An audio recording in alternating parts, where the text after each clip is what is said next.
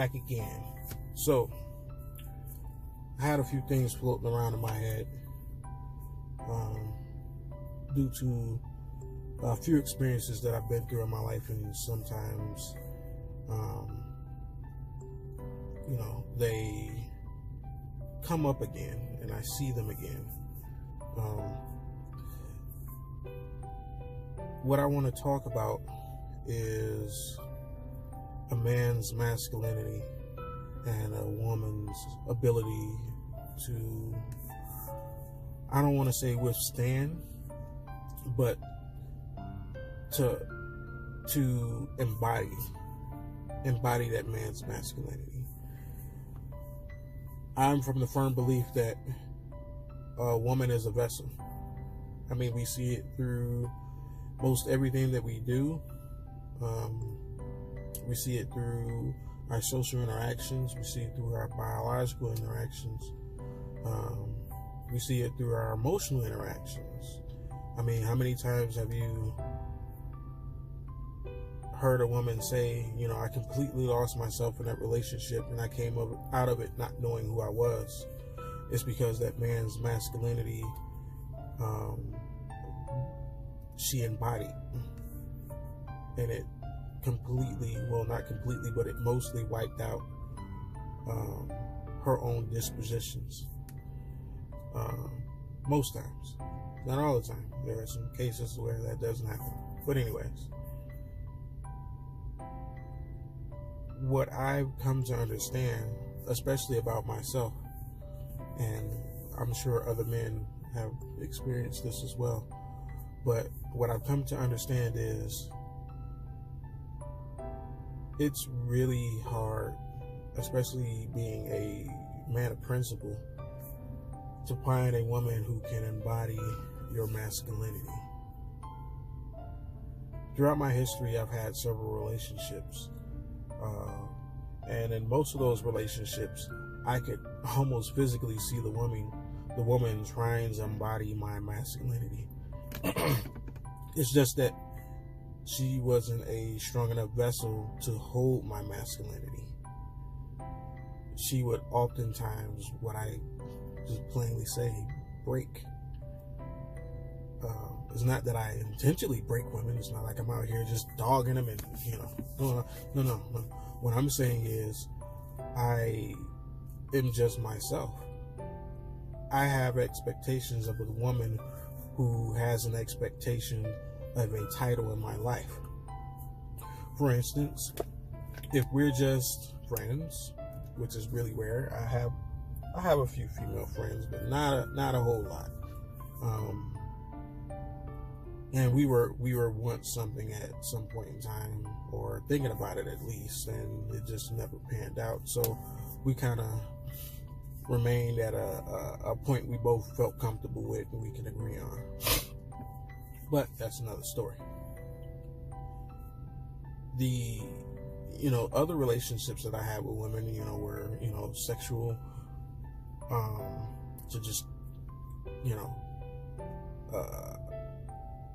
friends with benefits, I guess you can call it, and then actual relationships.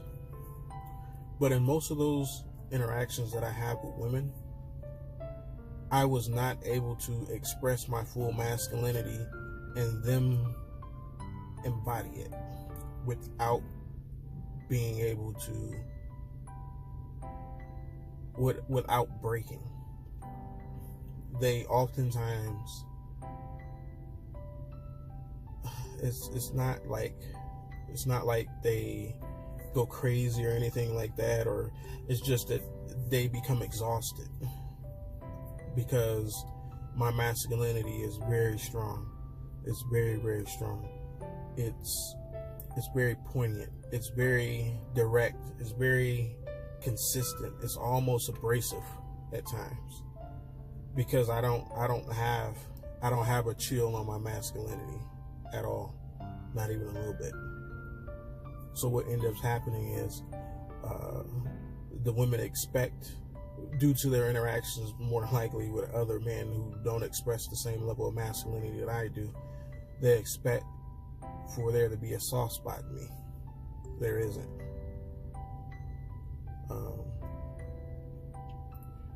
And I sometimes account this due to my selection of women. And I already go into the situation because I can almost smell if a woman is able to take a certain level of masculinity. I oftentimes felt like I couldn't express completely my masculinity, or they would break prematurely than what I expected. So in my earlier years, I would hold back. This is also the duality of my name. This is also representative of that, the Wolfinbetaclothes, because I presented myself as one who had potential soft spots, but that wolf doesn't. That wolf does not have soft spots. The wolf is unrelenting. The wolf is direct. The wolf is mission oriented. The wolf is undying. Where that beta definitely is. That beta definitely is. The beta is just a soft introduction. And I can't say that I approach these situations in a way that I am trying to manipulate it. It's just that I know for a fact that if I come off super strong, it's a complete turn off to women. I know this for a fact. So I have to play it down a little bit. Not saying that I suppress my masculinity, it's just that I saw a different perspective of it. Because beta is still masculine, regardless of what people say. Beta is still masculine. It's just a different perspective of masculinity. It's not one that is sustainable in a way that a man should operate. Most definitely not. But it is still a form of masculinity. The reason why I say that is because there's no such thing as a woman showing beta qualities. We don't normally associate women in categories as beta. We definitely associate women as alpha, but that's only due to her taking on masculine attributes. So it goes without saying that you normally don't associate a woman's outward disposition of how she handles things as beta. It sounds weird. Anyways, but what I come to find is the reason why a woman is not able to hold a man's certain level of masculinity is because it's all akin to her level of submission. And it's all akin to her level of femininity as well. But with femininity comes the submission within an interaction between men and women, because this is an unspoken truth that we understood is necessary for our survival as a human race. But I'll expand on this a little bit more later. I have more things that I have to take care of. But I just wanted to put that out there because it was a thought on my mind. And it's something that I continuously have ran into throughout my life. A woman not being able to withstand a man's masculinity.